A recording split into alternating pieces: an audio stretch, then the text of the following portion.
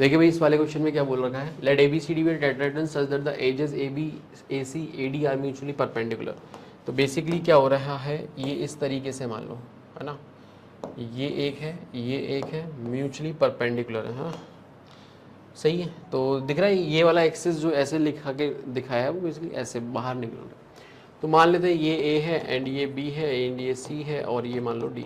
आगे बोला है इन्होंने ABCD व टेट्राहेड्रन, तो समझ रहे हो ये इस तरीके से टेट्राहेड्रन बन गया।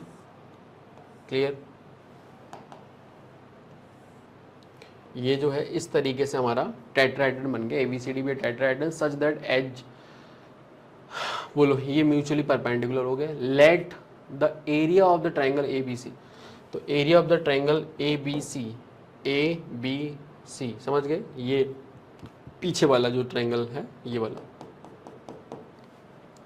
ठीक है। मैं चाहे तो शेड कर देता हूँ, ये तीन म्यूचुअली परपेंडिकुलर प्लेन्स भी हो गए और ये एक ऐसे लगा हुआ है, ठीक है। तो आगे क्या बोला है, let the area of the triangle ABC ACD ADB is this square unit, the area of the triangle BCD। अच्छा इसकी बात कर रहे हैं, ये जो बाहर वाला है इसका एरिया कितना आएगा, सही बात है। तो देखो तुम्हें कितनी बार बता चुके हैं, है ना। इसका डायरेक्ट फॉर्मूला अपना बन जाता है, क्या बनेगा, जैसे मान ले ये जो है AB इसको मैं B लेंथ बोलता हूँ और ये जो है AC इसको मैं स्मॉल c एंड ये जो है AD इसको मैं D बोलता हूँ, ठीक है। तो पहले तो हम ये देख लेते हैं, जैसे ABC का एरिया इन्होंने क्या दे रखा है, 5 दे रखा है, तो 5 बराबर कितना हो जाएगा, हाफ ऑफ, देखिए ध्यान से, B इंटू C होगा, है ना, ABC right, base into height, तो B इंटू C हो जाएगा, सही है। ऐसे ही इसका एरिया आपको कितना दे रखा है, 6 दे रखा है and this is equal to CD है ना, तो CD आ जाएगा, सही है। और इसका एरिया आपको 7 दे रखा है, तो 7 बराबर हाफ ऑफ BD, ये ठीक है।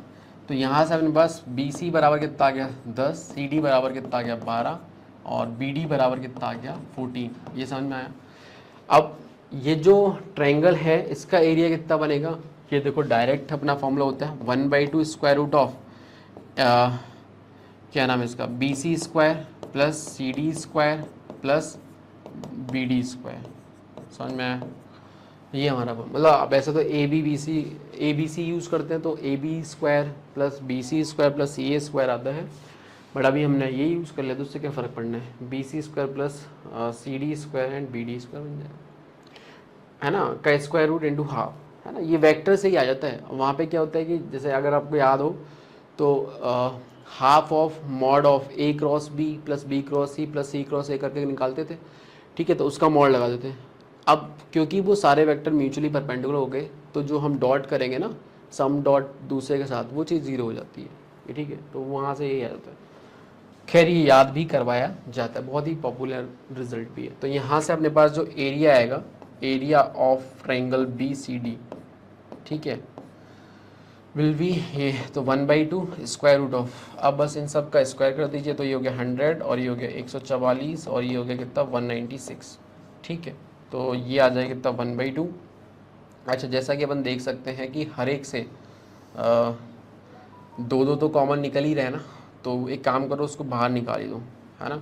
तो बेसिकली 5 का करना पड़ेगा आपको, नहीं मतलब वो ऐसे भी लिख ही सकते हो आप कि भाई, ये भी ऐसे शायद याद रखा हो किसी ने कि भाई ये जो वाला ट्रायंगल का एरिया आएगा वो इन तीन म्यूचुअली परपेंडिकुलर ट्रायंगल के स्क्वायर का सम का स्क्वायर रूट होता है ना। वही चीज़ तो बनेगी जब इसको अंदर लेके जाओगे, तो दिखा भी देता हूँ मैं आपको, ठीक है। ये वही चीज़ तो है, यहाँ बाई टू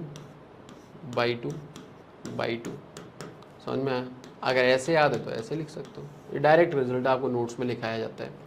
तो दिस इज़ 25 प्लस 36 प्लस 49, ये सीधे सीधे आ गया। This is equal to square root of 9 6 15 और 5 20 के जीरो हासिल आएगी 2, 6 और 3 9 और 2 11, 110 रूट 110 स्क्वायर यूनिट आंसर आ जाएगा। पहला ऑप्शन करेक्ट हो जाएगा।